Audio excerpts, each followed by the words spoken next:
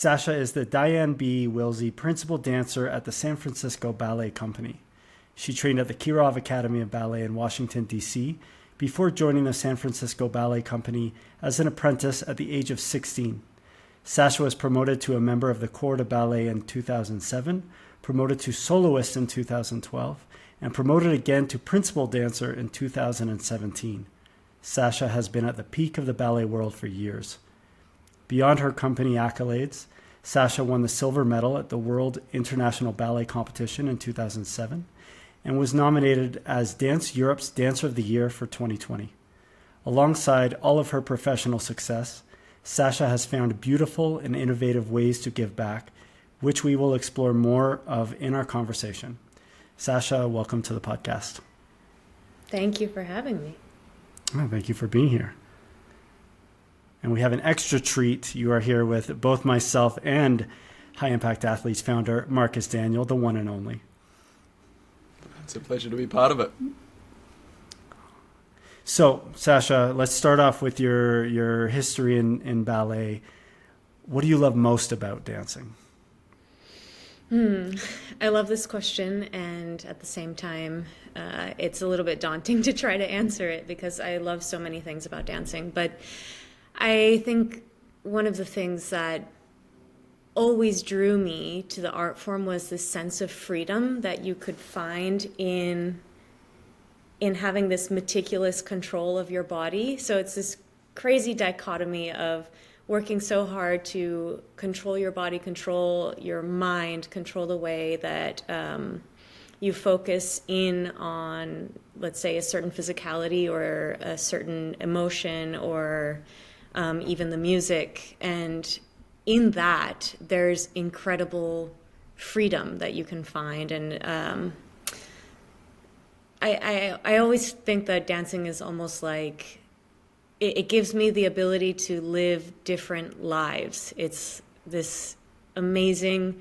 physical, emotional, spiritual way to experience life to the fullest. And that's what I've always loved about it. It almost sounds like a bit of a paradox talking about control as a form of freedom. Mm-hmm. I don't quite understand that.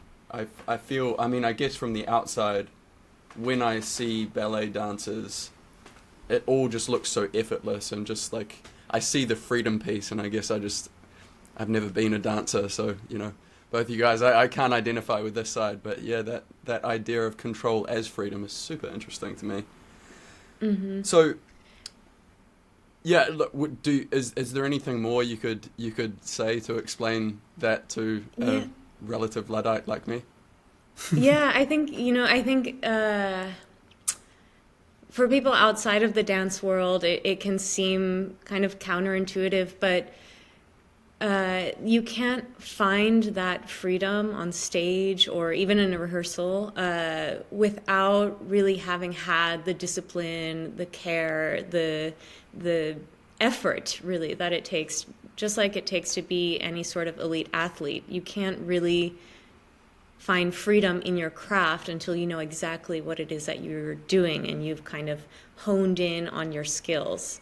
And I think that applies to many other things, but it exceptionally applies to ballet, I would say. Yeah, that rings true. If I may jump in as someone who kind of straddles the line between dance and sport as a figure skater, it's super interesting you bring that up because it's like you're resting on the foundation of the structure, the discipline, the technique that allows you then to have the confidence to then find that next level, that next layer is where you dance as opposed to just place your body in positions.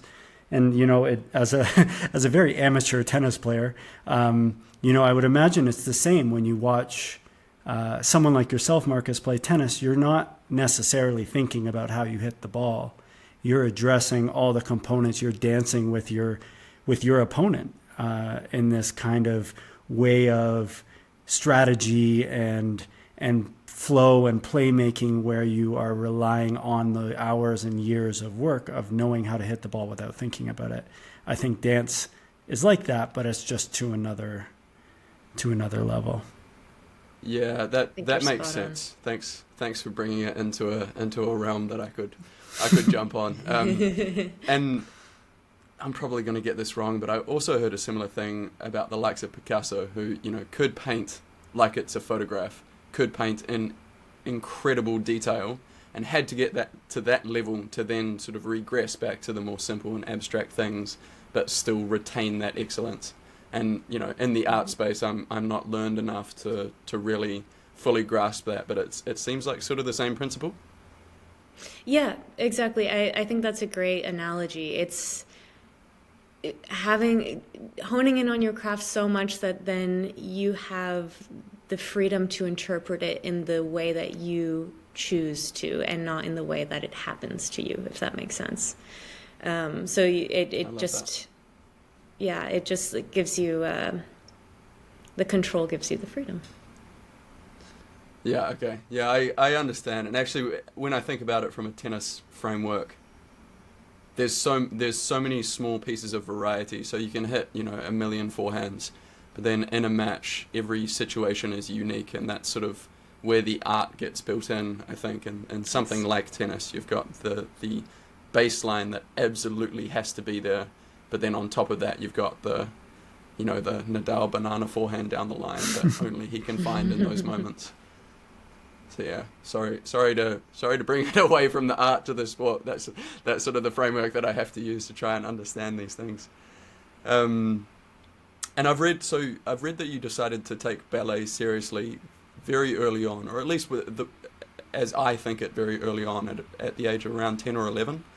And from an outsider's perspective, I imagine ballet academies to be very, very cutthroat, very intense, and quite painful. Is this off? Is this sort of popular culture depiction of the ballet space off? And can you talk us through what ballet training is like at a younger age? Of course, I'll tell you, it's all even worse than the movie Black Swan. Oh, no. No, I'm just kidding. I'm just kidding. No, actually, you know, that's something that I wish, you know, I could help shift about the narrative about ballet. It's not, of course, there's intensity, just as there is for anybody pursuing anything at a high level. So yes, there is a level of intensity, but at the same time, there's incredible camaraderie. When I went to the Kirov Academy, it's a boarding school, so I moved away from my parents and lived with people I didn't know, and they became some of my best friends. I have some of my greatest memories from that time, because it's every kind of young teenager's dream. You get to live with your friends, you get to do what you love, and you're surrounded by like-minded people that share your same values and interests. So I always felt that was just such a gift to be able to experience that, and I'm super grateful for that entire time of my life. As far as the training goes, it is intense. 10 years old is actually not that young to decide to become a professional dancer. I think that's generally the age, especially for girls, that decision is made in order to kind of, first of all, work on your technique, mold your body into what it needs to be. It just takes that commitment from that age. Of course, there are exceptions, but for the most part, it's very, very common to kind of decide to train on a professional basis around that age, 10 or 11, even 12. But right after that, it's a lot harder. Wow. And you talk about molding a body into what it needs to be a ballet dancer. What exactly does that mean? So that means the way that you train, so the way you shape your muscles, the way that you, for an example, we start at the bar every day, and I'm sure, you know, you've seen a basic understanding of what that is, but it's the way that you move, the way that you're using your muscles, the way that you repeat movements in order to build the muscle memory that you need, and also then the shape of your legs, because ballet is an aesthetic art form, so it requires a certain aesthetic as well. So it can be brutal in that way, because not everybody can do it, just based at a professional level. Everybody can dance, but maybe not at a professional level. And so it can be difficult in that way, because there are certain things that are out of your control that you're either born with or not. And regardless of the amount of work you put into it, it might not happen. But that being said, there's also a lot of personal, I guess, accountability and possibility for growth, if you have kind of like a base level of natural talent. And so that is in the way that you train, in the way that you develop artistically, in the way that you develop as a human. I'm a huge proponent for the person. It's important to develop yourself as a person first, and that will read on stage as an artist. So yeah, there are many factors that go into that, but as far as the aesthetic part, it's really about the repetitive movement and kind of training your muscles to build strength and in a particular way. Yeah, I wondered if there was an aesthetic part of it, which I assume a lot of that would come from the repetitive motions that you need to do the physical part. Like in doing the physical part, the aesthetic part comes to some degree. But I've always envied ballet dancer calves, because I have sort of the opposite of ballet dancer calves. So genetically, I don't think I'm in the running. But yeah, that's. I think you've got great dancer legs, Marcus. You'd crush it. Yeah, you're doing great. Your next calling is waiting for you. To touch on that, I mean, figure skating is similar, but there's like you said, the strength training, the muscle endurance training, and there's a component of developing that strength without developing bulk, so to speak, like training the muscle to be able to endure certain loads and have certain power output while still looking quite lean. And so it's really an art of itself. It's kind of complex, and your nutrition is super important, and your hours and the way you approach your body, your relationship to your communication with your body, and as you're moving it is top notch. I think ballet dancers are some of the most incredible athletes out there.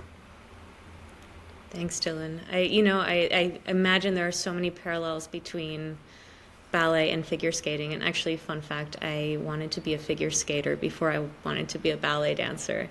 I was obsessed with figure skating, and I grew up in Florida, and there were no ice rinks anywhere near where I grew up, so I had to settle for ballet, but I think it worked out okay. I think it worked out, and you saved your parents being cold too, you know? That's true. Yeah, they're probably not huge fans of that. Yeah.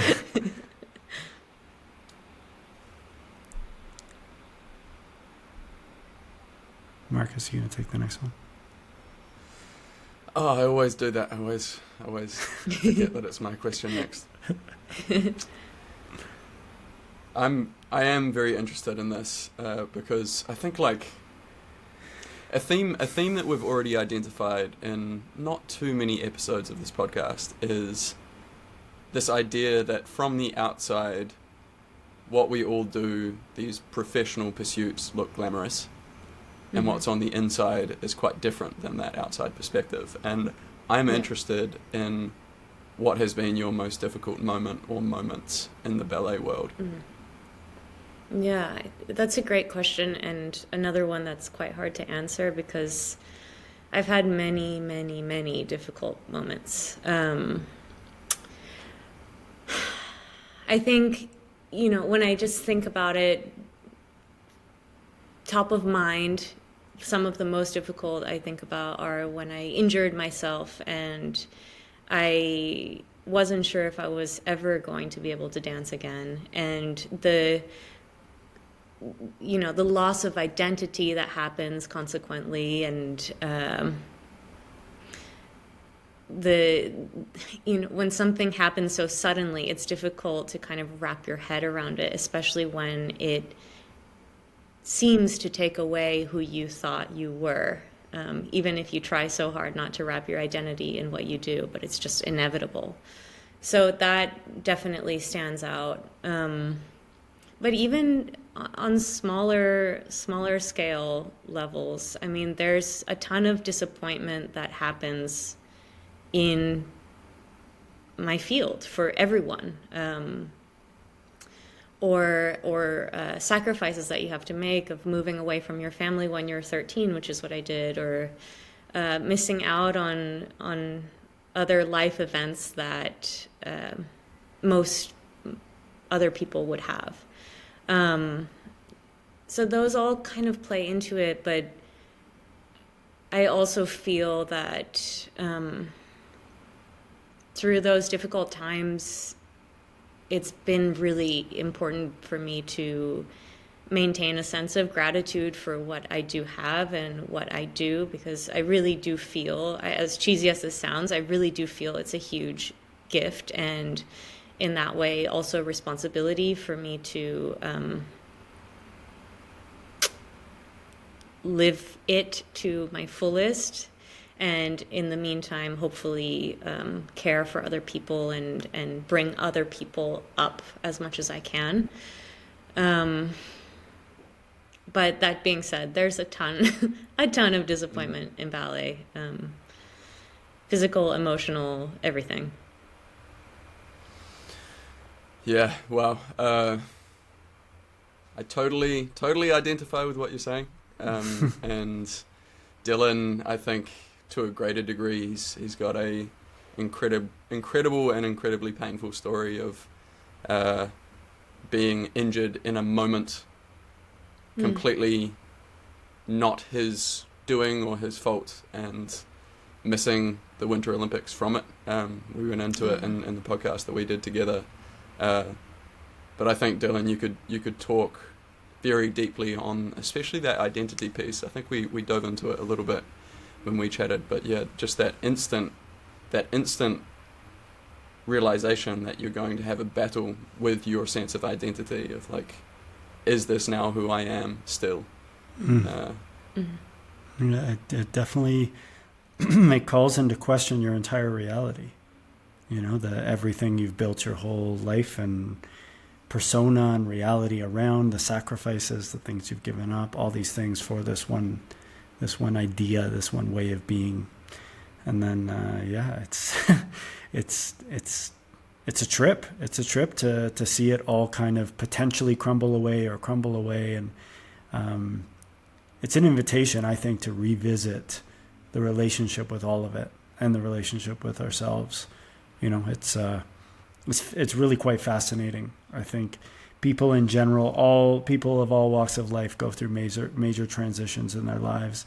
It just seems to be, with athletes in that kind of a situation, it seems to be like everything all at once under a microscope in a moment. You know, it's acute and jarring. Yeah. But also fascinating. Like, once you can kind of like endure the shock and the pain of all of it, is really quite fascinating to experience and then look back on. Yeah, I think another aspect about that too for athletes is the time aspect. We can't do what we do at the highest possible level forever, and so there's also this, at least I experienced this this fear of time passing and things happening and me missing out on that.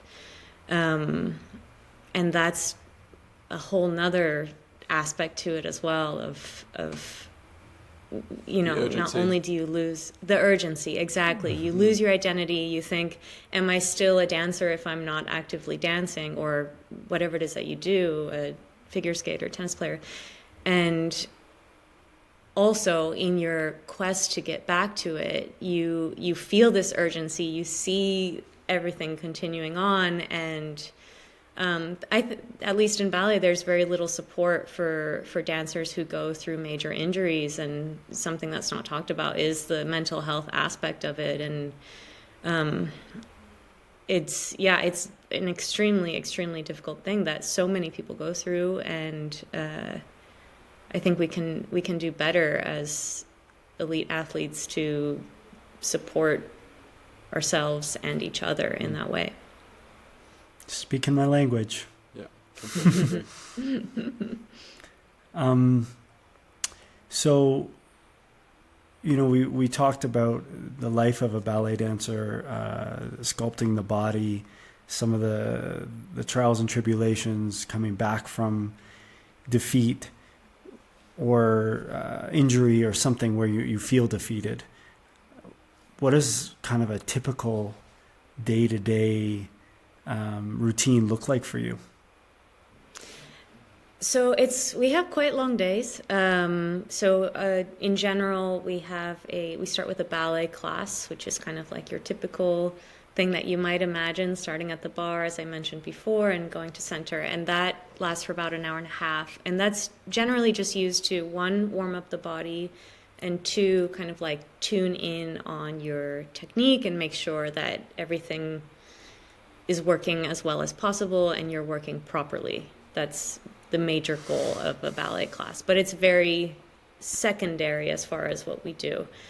And then following that, we'll have anywhere between 4 to 6 hours of rehearsal where we'll learn and practice basically the ballets that we're doing. And then in the evening, we will have a 3-hour performance at night and wake up and do that every day, 6 days a week. So I'm generally during the season at the theater for 12 hours a day dancing. So, wow. Yeah. Wow. Those are long days. Yeah. And then that's so much more physical work before the performance than I expected. Like you must go into the performance already being quite tired. If you've had, 4 to 6 hours of work through the body already. Mm-hmm. Yeah, generally I do go into performances very tired, to be quite honest with you. If I have a big performance where, so for example, if I'm dancing a full-length ballet and I'm the lead in the full-length ballet, I'll have a much softer day. But if I have a mixed repertoire evening, which means like it's 3 shorter ballets it's generally not considered as physically taxing as dancing the lead in a full-length ballet, I'll have that length of time as far as rehearsals go. But I think part of the challenge is finding how to conserve and then disperse energy throughout the day. And thankfully there's always adrenaline that kicks in every single night. I still get nervous for performances no matter what. But actually being tired, I find sometimes is helpful because it creates this kind of calm state of mind. So you're not in a kind of altered state. So you can really just rely. You have to trust yourself. You have to trust that your body knows what it's going to do. And I love to be spontaneous on stage. So like allow that to just come out and again, find that freedom. Sometimes the being tired helps that process. Right. In my experience. It's great to hear about the nerves. I feel like if those nerves disappear, something has changed probably for the worst in a relationship with any pursuit that you put so much into, right? Like, I think, so I felt very burnt out last year, and the thing that was the biggest trigger of awareness for me was I was going into matches just like, okay, something's going to happen here, and then I'm going to go and play the next match, and yeah, not that little sort of thrill of competition and fire and yeah. I have a question. I saw this in musical theatre, which I realize is a completely different industry, but I found it interesting that the performers, they had a range of, say, from absolute peak performance where they're just on their game, everything's 10 out of 10, And then Yep. sort of 20% below that, and anything in that range was sort of okay for performance night, because only the absolute connoisseurs of musical theatre would be able to detect any sort of drift down from that 10 out of 10. And Yeah. I found that really interesting, because in tennis, if you drop down from your 10 out of 10, most people anyway, like maybe if you're Roger Federer, you can drop down to a 3 out of 10 and you're still fine. But for most of us, if we drop from 10 out of 10, then we lose. And that's it. It's like immediate feedback. So I just wondered if it was the same in ballet, where within yourself, you know you can put in an 8 out of 10 if you need to conserve your body a little bit, and it's still incredible ballet, and the audience won't know, but maybe your teacher will know, the choreographer will know, maybe the people around you will know. Is it the same? That's really interesting. That's such an interesting concept. Somewhat. I mean, to be fully transparent, I am always going for 10 out of 10. I will not always achieve that. But there's never a day where I think, today I need to go 9 out of 10 because I just can't. No matter what, I'm going to go for 10 out of 10. That being said, we don't have that immediate feedback of, oh, now you lost, or somebody dances better than you. We don't have that. And so it's a very personal experience in that way. So I tend to be one of the things I want to work on myself is to be self-critical in a constructive way. And I tend to be quite hard on myself if I do something that I know I could have done better. So yes, generally most of the audience will not be able to tell what performance I wasn't quite as happy with, which one I was happier with. I would say most people wouldn't be able to tell, except myself and my coach probably. So yeah, there is some truth to that. But that being said, I never have experienced the feeling of, oh, I want to take it a little easier today. It's just not in my blood. Probably why you're a principal dancer, right? Yeah, I was just going to say. Yourself at the 10 Your out of 10. accolades speak for themselves. Yeah. It's so nice to have this kind of a conversation with someone who comes from a rehearsed performance kind of world. You know, in the sporting world, there's not many other sports like figure skating where you have a routine. In games like tennis, it's reactionary. You get ready and you're on, and you're also, it's also dependent on how the other person's playing too. And the whole match can have this life of its own. Whereas when you have a rehearsed thing, especially if it's later in the season and you've done it like how many times, there's a whole other kind of experience that you go through. Figure skating is a little different in that people have more obvious mistakes, generally speaking, in competition, because it's ice, slippery, things happen. But yeah, it's really interesting, the mentality, the psychological difference of knowing exactly what's coming next, and being able to, if you want to, or aren't in the right mindset, you can psych yourself out, because you can over talk about what's coming up, and this one move I've been struggling with, it's in 3 moves, and then you mess up something 3 moves before because your mind's already there. All these types of things that can happen. It's really interesting, and I guess I'm gonna jump out of order a little bit here, but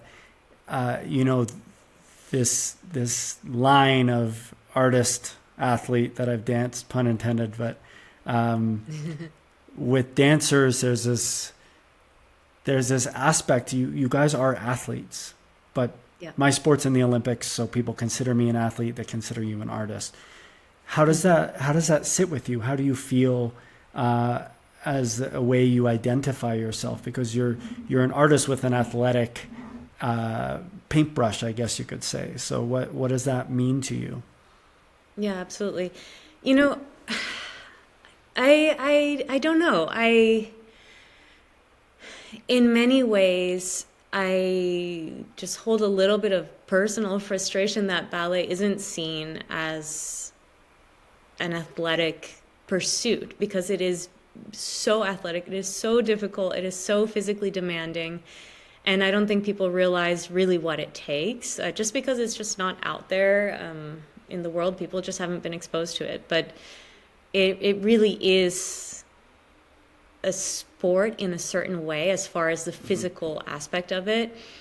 But I feel very much tied to the identity of an artist. I think because it's not ballet as a just the physicality of ballet is, to me, not ballet, if it's only that. There is a much larger scope to it. And I think if I had to boil that down to one word, it's like a spirituality that exists in it. So it's not just being technically good at what you do, but it's also how you use that technique in your body to communicate to the audience and to take them somewhere with you. Hopefully make them feel something, make them come with you on whatever journey it is that you are on. And that is, I think, the root of what we're doing more than the physical part of it. So I feel very tied to the label of an artist, even though, of course, it is the mix of both. So I don't know if that really answers the question. So early on, you were talking about this sort of paradox of control and freedom, and something just sort of twigged in my mind where the athletic physical part, the athlete part is the control, and the artist part is the freedom. I so 100% agree. You guys are unbelievable athletes. Like I've seen ballet training, and I'm in awe of the dark places you guys can go to get what you need to out of your body. It's absolutely incredible. But yeah, I wonder if does that ring true for you, where sort of the control part is the athlete part and the freedom part is the artist part? Marcus, I never put that together, but yes, that's spot on. That's exactly it. I think that's it. Yeah. Controlling your body in order for kind of the spirit, the emotion, the artist to come out is where kind of the magic lies, I think. Beautiful. See, I told you you're going to be a dancer, Marcus. You've got this. I'm just getting the theory part first, and then I've got to work on my talent for the next step 20 by years. step. So this is another thing we've actually already sort of talked about a little bit already, in terms of identity and putting so much self-sacrifice and time into a pursuit. So what we do is a huge part of who we identify as. And you've been dancing, I think, since you were 2, right? Mm-hmm. So, yes. Your whole life. Mm-hmm. And I just wondered if you'd given much thought to what happens at the end of your dancing career. I mean, this is always quite a painful thing to consider. Something that Dylan works in quite a lot in his day-to-day is this trying to figure out how to make a more smooth transition from your active career to what comes next. And I just wonder if you've thought about it and how you think about it. Yeah, I had a really interesting conversation with a friend of mine who is also a principal dancer at another company, and we were talking exactly about that because, as we know, the career doesn't last forever, and it's quite short. And I have always kind of felt that weight on my shoulders. I remember my very first year as a professional dancer, I already felt, I have to figure out what it is that I'm going to do after because I know this won't last forever. And it was interesting because she didn't share that experience, and it actually honestly hadn't even occurred to me that you could experience it that way, that you hadn't thought about that. But for me, it's something that I've thought about a lot, and I continue to think about. And yet I don't know the answer to what I'm going to do next. But I do think what I've realized is that life can take you on all sorts of twists and turns that are unexpected. And I try not to overplan because of that.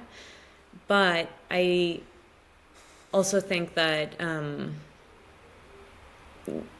I'll do my homework basically to see, to let life unfold in a natural way. And so one of the things that I started doing pretty much right away was getting my bachelor's degree through St. Mary's College here in California, and just continuing my education, because that was something that, one, I loved and was important to me, and I actually felt that I had to sacrifice in a way for my ballet career. I had to stop going to traditional school, etc. So yeah, I think just being open to what comes next is really top of mind for me, but I do hope that I can contribute to this art form from another perspective, more from a leadership role, and hopefully bring more audience, a broader audience base to it, and kind of connect with people in a way that hasn't been done yet, for the art form in general, not personally. And two, I also think I would love to be able to give back, which is why we're all here, but give back on a personal scale, and then also on a broader scale.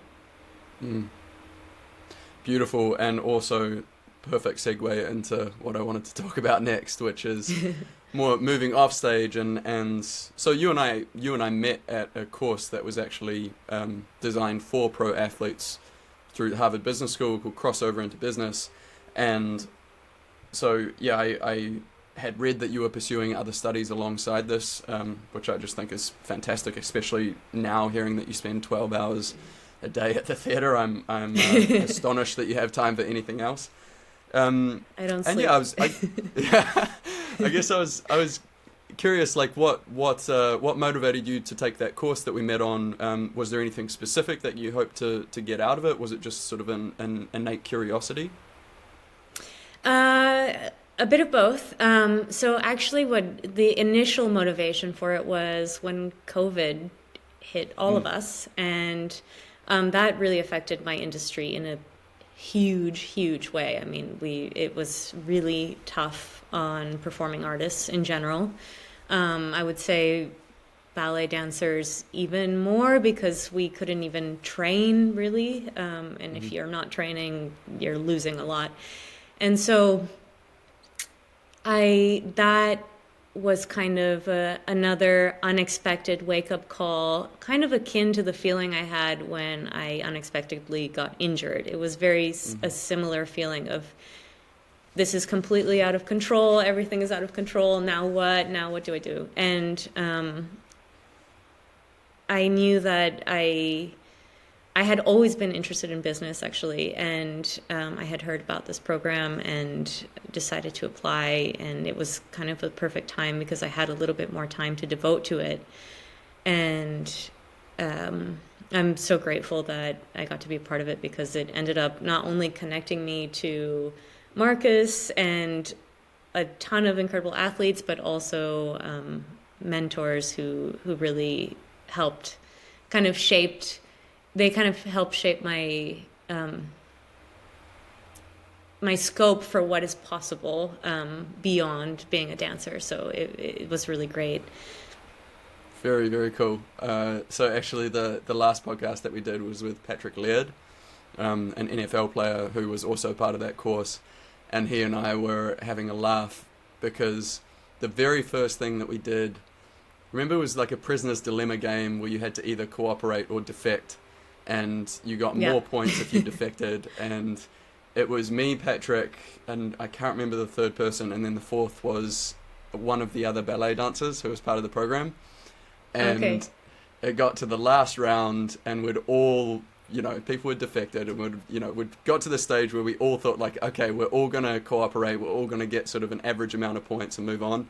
And then the ballet dancer defected, and we're like, oh no, this is the cutthroatness of ballet that we're experiencing firsthand here. So I have a very vivid experience of ballet and that course tied together in my head. Don't be fooled by the smiles and pretty costumes. I don't know if you remember, Marcus, but I won that game of the whole class. Oh my God. So a ballet dancer won our round, and then Sasha won all of the rounds. Wow. Okay. I'm not surprised at all. Not surprised at all. Amazing. So, can you tell us about On Tiptoes, the children's book based on your life? I'm really interested to hear more about this. Is it on Tiptoes or on Toes? Sorry to jump in. Just want to get that. On Tiptoes. Should we just redo that? It might have just cut out. Oh, sorry. I think it just cut out briefly, and I just heard On Toes. Just On Toes. All right. Can you tell us about On Tiptoes, the children's book based on your life? Really excited to hear more about that. So, a little tidbit about myself. My first language was Spanish. So both of my parents are from Venezuela. I grew up in the United States, and so I'm bilingual. So a few years back, maybe, I don't know, 4 or 5 years ago, a really wonderful Mexican author reached out to me wanting to write a book about ballet, but she didn't have any personal experience with it, so she wanted to kind of collaborate on it and tell my story. And so we worked together on creating this bilingual children's book that is actually double-sided. It's quite cute. So on one side is the story of my life, and on the other side, if you flip it, is the story of a boy that dances, and they meet in the middle. Their stories meet in the middle. And it was so much fun. I never imagined working on writing a children's book. Although I wasn't the author, I kind of helped shape not only the story, but also the visual aspects of it, the illustrations, just trying to maintain a sense of authenticity when it comes to telling the story about ballet. And it ended up being just such a wonderful way to work with someone who works in a different medium, but is equally as creative and brings herself to words as opposed to physical work. That's so cool. Has it been more popular in Spanish-speaking countries? Is it more popular in Venezuela for the bilingual aspect of it? I don't know. Probably not in Venezuela, but I know in Mexico, probably yes. But even here in California, I think it's been a huge hit because there are so many bilingual people here that it's not uncommon to find people that might want a bilingual children's book. I would say Miami probably too, right? There's Miami, Florida, yeah, all over Florida. Huge, yes, yeah, especially Venezuelans in Miami. Yeah, that's so awesome. We'll put a link to it in the notes for the podcast. But I love the idea of the two sides of the book meeting in the middle. That's so beautiful. Yeah. Well, I have a Spanish tutor I'm working with. I'm learning Spanish currently, so nice. I will buy the book and use it as my practice. Oh, there you go. Perfect. And so both of your parents are musicians. And I was curious. I couldn't find this in my research. What kind of music they play, and I wonder if the music that you grew up hearing or hearing them play was the part of what sort of pushed you into the ballet world. Well, yes and no. My mom is a pianist, so that kind of naturally fits into the ballet world. But my dad is a progressive rock drummer, so that doesn't necessarily fit into the ballet world. And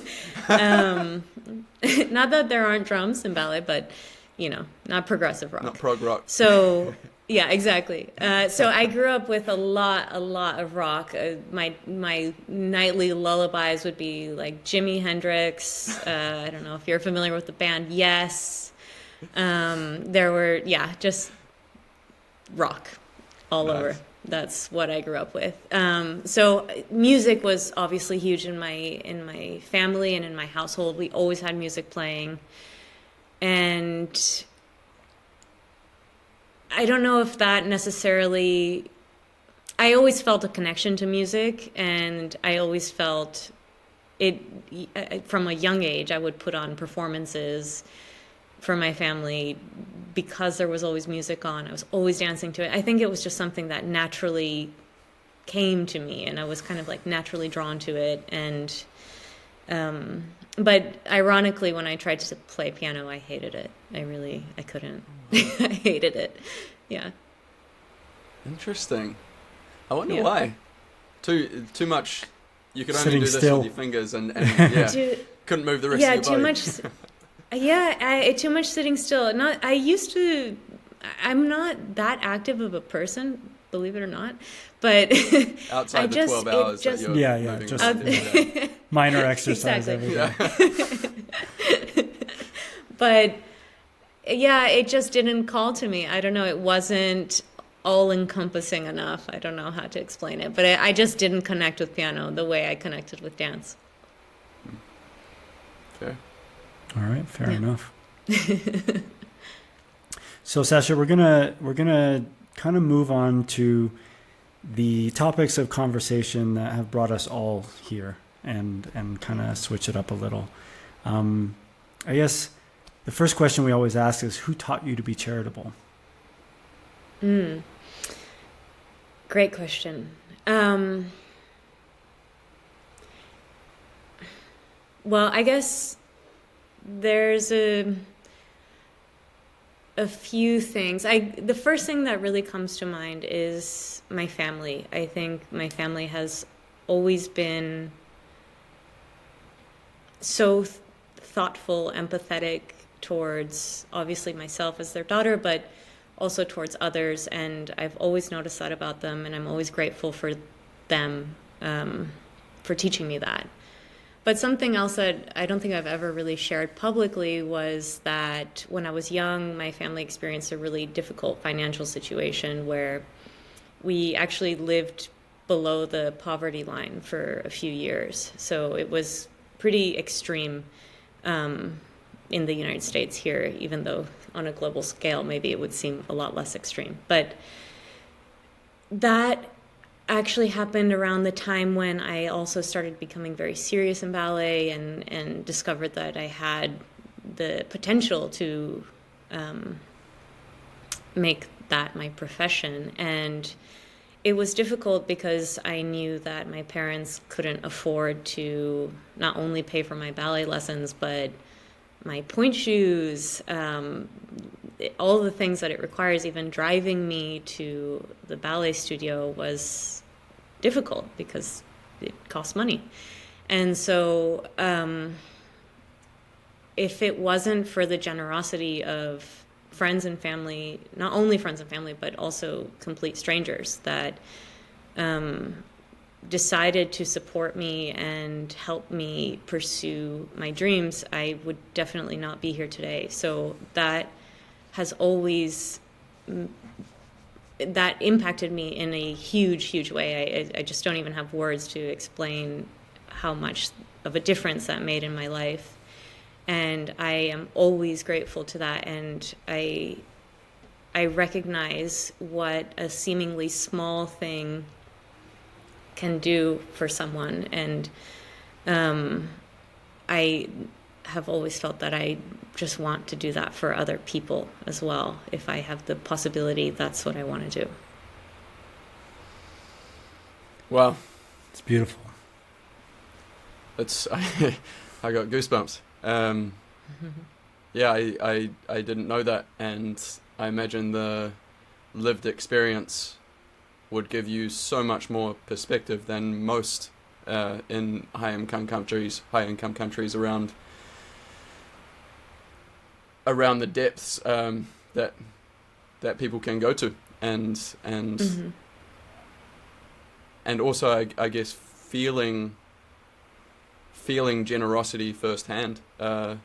It's something that I definitely can't say that I have that lived experience the way that you've had, and I just think it's such a beautiful thing that you're now, so many years later, are sort of paying it forward and giving back. yeah, such a beautiful story.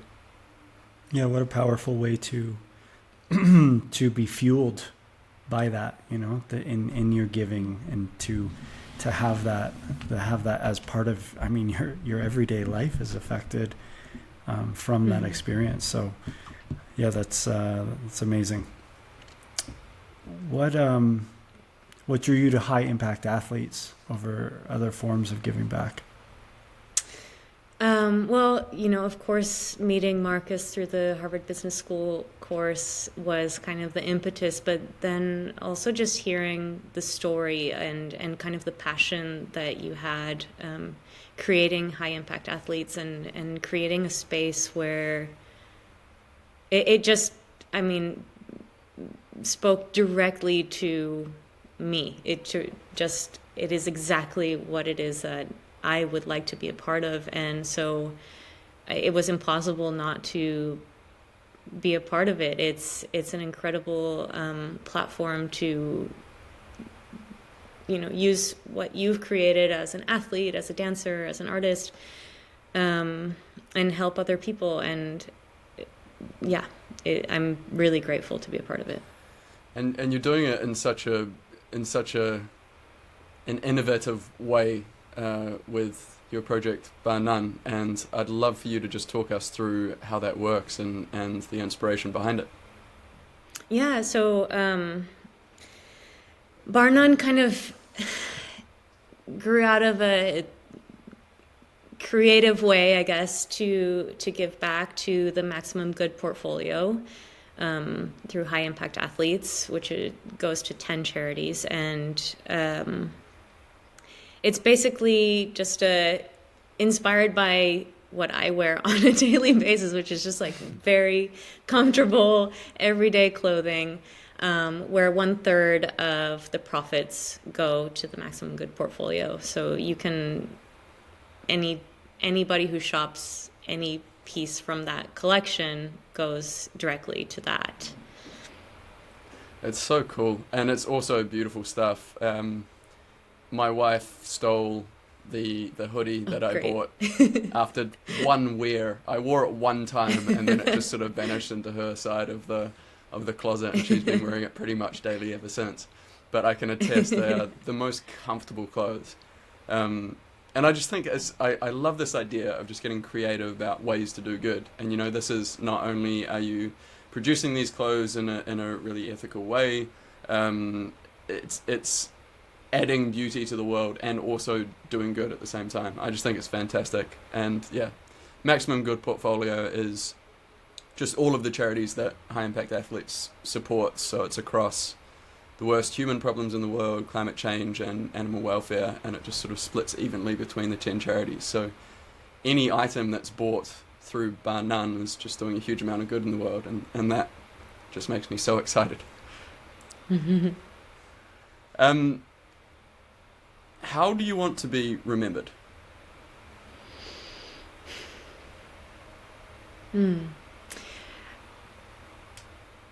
I hope that I think the very first thing that I hope is that the people closest to me, my family and my friends, remember me as someone who brought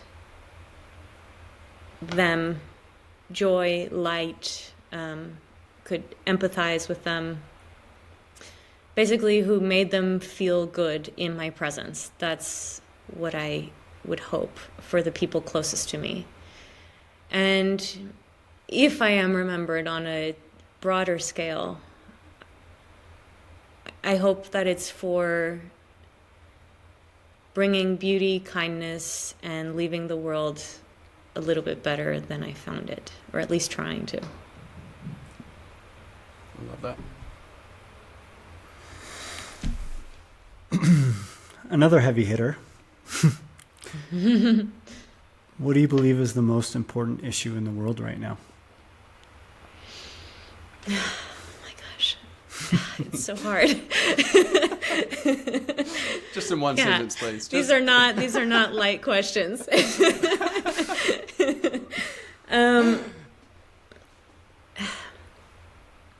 I think my personal bias tends to kind of sink into this question, but I do think that global poverty and hunger, it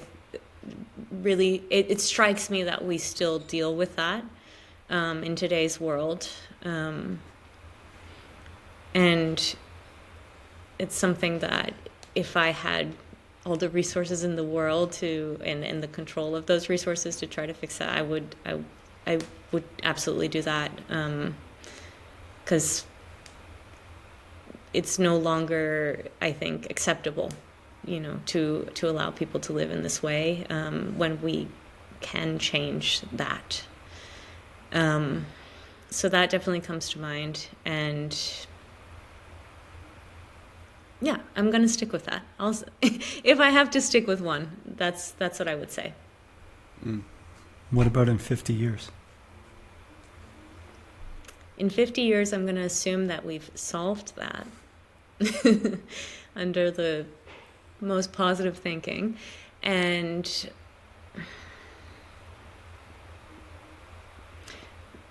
I would have to say likely climate change is something that is not only important now, but in 50 years, maybe even more so. And it's kind of this slow and silent, I don't want to say predator, but looming threat. And it can be easy to forget about that. So I would say climate change. Yeah, some of the biggest dangers are the ones we can't immediately see. Yeah, definitely. Thank you for answering those heavy hitters. The next phase of our interview. We move in. The next phase are just some quick fire questions. You can try to stick to answering them quickly, but if you have a lot to say, the floor is yours. Okay. What's humankind's biggest flaw? Hedonic adaptation. Oh, because it's just no matter how much we have, we just want more. And it's an interesting thing that we have to deal with, all of us, every single one of us. So hedonic adaptation. I periodically look at, there's a calculator that we have on the website that's it was created by Giving What We Can, and it's the How Rich Am I calculator. And you plug in what your salary is, and it shows you what percentile of the world's population you're in terms of wealth. And for anyone in a high income country, you're doing pretty well by global standards. Like on a median income in a high income country. Yeah. I looked this up actually the other day for New Zealand. A median income in New Zealand is the top 2.8% wealthiest in the world. And if you donated 10% of that median income, you'd still be in the top 3.5% wealthiest. So it's like, I don't know, I enjoy every once in a while that punch in the face of like, no, hey, you have it so good. And, you know, like just put things in perspective a little bit. Hedonic adaptation is, I love that answer to that question. You have a lovely little doggy called Tilly. Yes. I think. Yes. Do you believe that humans should treat other animals relatively equally? That is probably the easiest question you've asked me so far, and yes. Yeah, of course. We've got to throw in some easy ones between all the solve the world's problems in one sentence type thing. Exactly. No, absolutely. We've come to this world to share it with other living beings, creatures, plants, animals, and I think mutual respect, not only within ourselves as human beings, but across species and, with the land as much as possible, is just so important. And I think actually everybody benefits from that. It's not a one-way street. Everybody benefits, and the easiest answer, yes. Great. Good. We all agree. Do you ever feel overwhelmed or helpless by the state of the world? Many times. It's not uncommon for me to feel that way. to the point where sometimes, you know, nowadays we have so much information, which is a beautiful, beautiful thing. But in other ways, I find that I have to separate myself sometimes because it can affect the way that I'm experiencing life and create this sense of hopelessness, which I think is not productive anyway. So it's a tricky balance of trying to stay informed and doing my best to make informed choices and hopefully positively impact the world as much as possible, but at the same time, not so much so that it affects the way I have basically a negative lens on the world. And that's kind of the constant balance that is pretty difficult to strike, I would say. Yeah.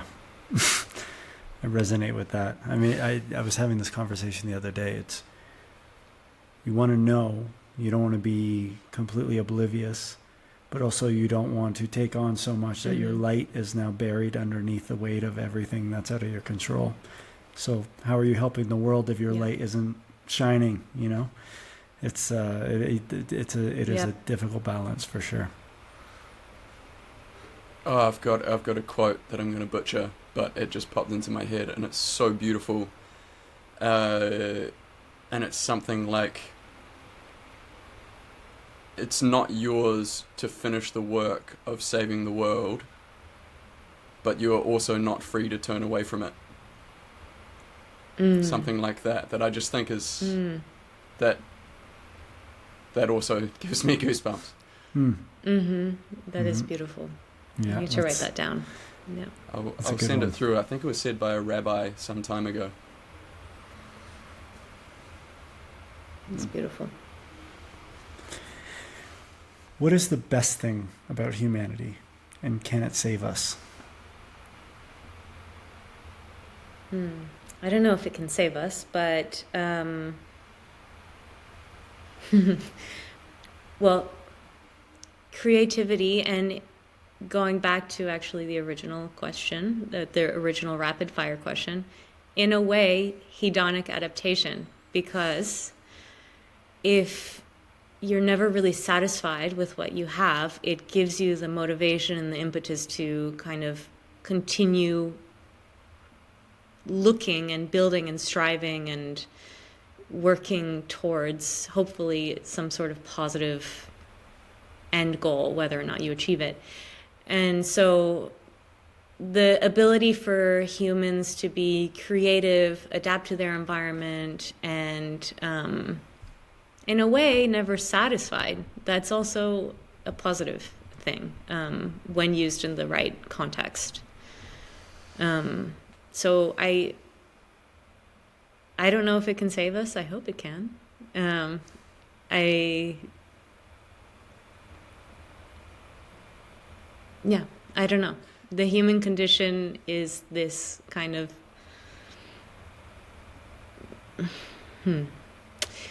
it's this weird dichotomy of looking towards the future, acknowledging the past, and then trying to live in the present, and that's sometimes feels impossible. And now I'm going on a rant. I don't even know what I'm saying, but well, I might continue to derail this rapid fire question, because you said something earlier that I wanted to pick up on, and so this, the double-edged sword of hedonic adaptation being both potentially the worst thing, potentially the best thing, it made me think of something you said earlier, which is that you are very good at looking at yourself in a critical way and seeing the flaws, and you want to be more positive about that. And I think that's a double-edged sword too, because I do think that one thing that's probably a common denominator between us three is that we look at ourselves and we see all the flaws and we want to work on them. And to get to the top of any sport or any endeavor, you need to be really hard on yourself. So you need to be able to really lean into the bad and be harsh with your criticism, but then at the same time there's a point at which it's negative, and it starts diminishing who you are, and it's sort of a, then you start getting into this really murky mental health territory where too much harsh criticism, it's just not a good thing in general. And yeah, I don't even know if I have a question there, but I just think those double-edged swords, like, there's such a balancing act of Dylan's going to pick up on this and save me because I don't have anywhere to go with this. But yeah, I was just, I really identified with what you were saying there, because it's been something in my life that I feel quite proud of, the fact that I can be very critical of myself, and I enjoy criticizing myself quite heavily, and I enjoy leaning into that. But then at the same time, if I think of if I try to treat myself the way that I would want to treat a very dear friend, it's absolutely not in that way. Okay, Dylan, please save me. All right, I'm coming in. So many things to say here. First off, it's super fascinating, and this part of, to tie back to this whole retiring from sport and this death of an identity, I think part of the way we identify ourselves is being hard on ourselves, being perfectionists. And this duality of, the positive side of it, the negative side of it, Marcus, you just said, looking for the bad. I think there's an interesting way to kind of hack into this and to use, like, the language we use, the words we choose as identifiers as to what energy is behind that criticism, quote unquote. Like, if we look at something as an opportunity for growth versus something that's wrong, that's the same thing with a completely different light being shed. So if we're looking at trying to bring more light into the world, and we're looking at the things that we want to apply our gift of striving from athletics, or a high level of anything, I think being able to embrace with gratitude the things that can be worked on, as opposed to seeing them as a problem and seeing them as opportunities, and using words and using kind of language and emotion that are more uplifting towards those opportunities, we shift, and then everything has a different light about it, and to your point about wanting to criticize yourself, I think it's so interesting, because it's like that striving to be a better person is such a beautiful thing. But if it isn't supported on the base level with this self-love of a best friend kind of feeling, then what holds us up while we're trying to become better will never feel like we're good enough. Whereas I think we're good enough regardless. And then, from there is how we layer that consistent evolution and growth and transformation. And that, I think, applies to what we're talking about, and how we move the needle with the state of the world. Is right now there are so many problems that are so overwhelming that it can be impossible to feel optimistic. But there are so many things, like the portfolio, how many people get help, those are things to celebrate. So there's another opportunity to create more love, more hope, more change, more transformation in the world. There's more hungry mouths that are going to be fed. And so I think in the face of the overwhelming darkness, and the face of the overwhelming fear of what's going to happen, I think it is up to the people that have that resolve from, a life of pushing and striving, to be able to, like, shift that and kind of change that narrative. Just a few of my thoughts. I think it's the it's casual conversation. So I think, like, in order to make progress, this is still quick fire, by the way. Yeah. In order to make the progress, you need to have that initial identifier of wrong or bad or no. Like, if you don't have the awareness, the initial criticism, then you don't know what to work on. And I think that's the piece that I find hard, is that crossing over from here's a bad thing, here's a thing that I saw was suboptimal, and then it's like from that point getting across to this growth opportunity framing. That's the part that personally I think sometimes I don't do.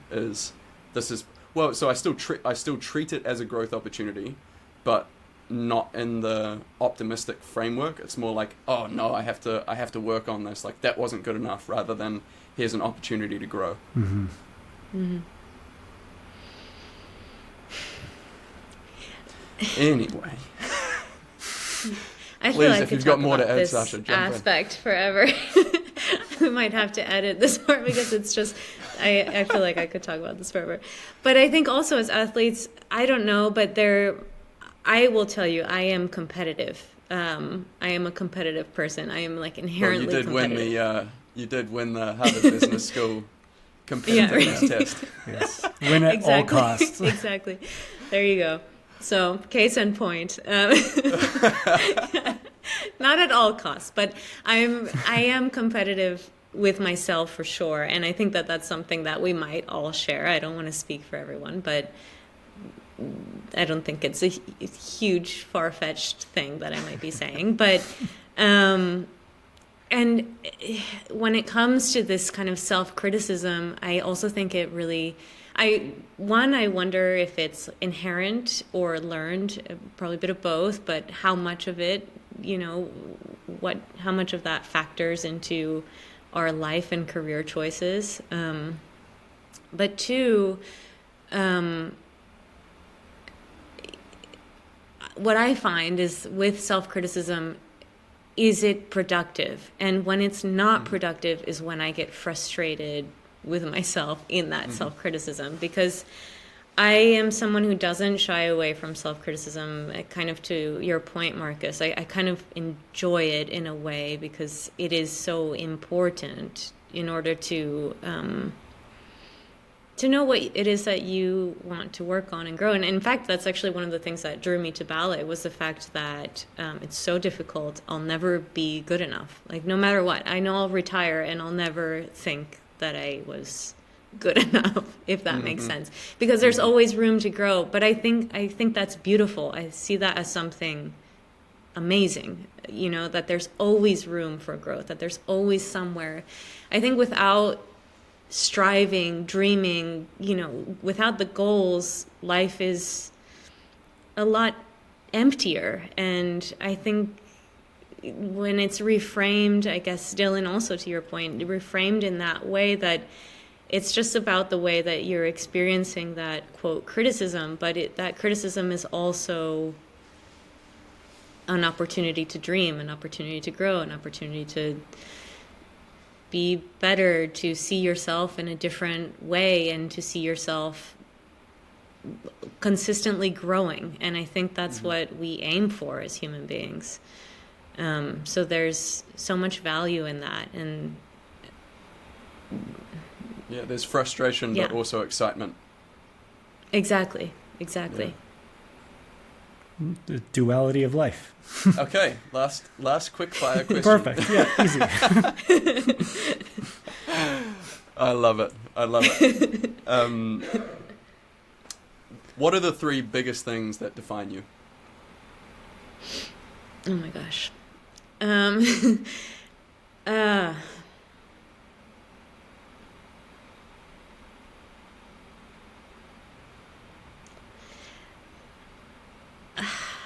I think that depends on what state I'm in when you're asking me that question. But I guess what I would say is, that one, I am somebody who is always dreaming. Like, I'm always looking towards the future, and that's important to me. Because without that, I guess we're going back to what we just talked about, but without that, life feels very stagnant to me. It doesn't have the same kind of depth of color that I feel it can have when you have those goals and dreams.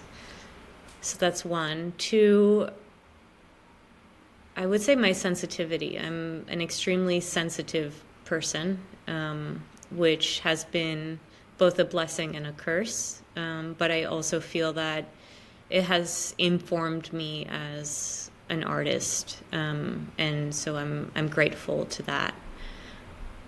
And 3, I think it's the, oh my gosh, I don't know. I'm kind of torn between this aspect of me. I feel that I'm a pretty extreme introvert that has a very extroverted job, but I consider myself quite an extreme introvert, and so I would say experiencing life in that way of always having to push myself out of my comfort zone, and being able to empathize with other people and kind of see how that affects my experience in life. That's not like a very concise answer, but I don't know how to explain it, but like living in that in-between zone of like where I want to be and where I am, and how to kind of navigate that in an authentic way that feels true to me, but at the same time allows me to go for those goals, those dreams, and those desires that I have. Can I offer a word, Yes. which is courage? Because as someone who identifies as an extreme introvert, it would take a huge amount of courage to get up on stage in front of people and perform every night. So the courage to do that, the courage to lean into expressing yourself as an introvert in front of a crowd of people, to me that speaks of courage to a very, very deep degree. Thank you for saying that. It's interesting because the performance aspect of my life is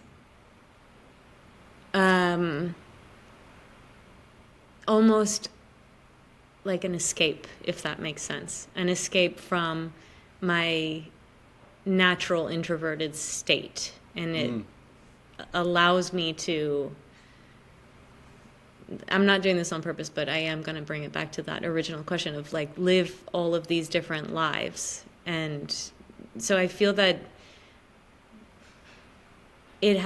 ballet has almost allowed me to grow in a much deeper way than I think I would have had the opportunity to had I chosen a more traditional path in life. That's beautiful.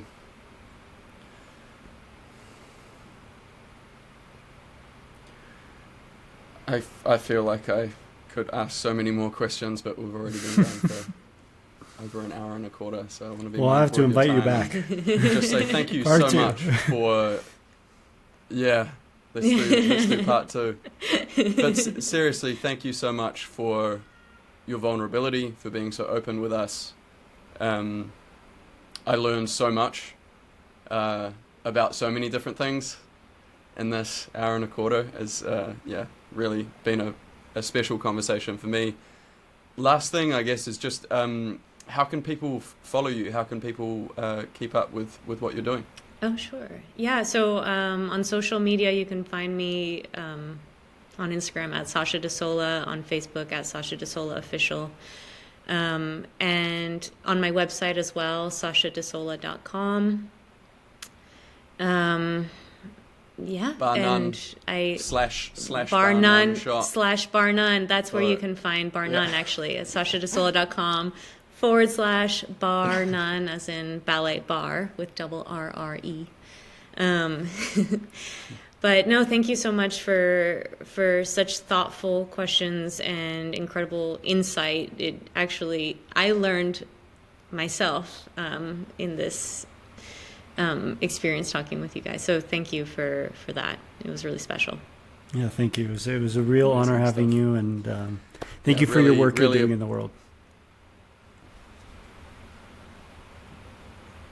Thank you.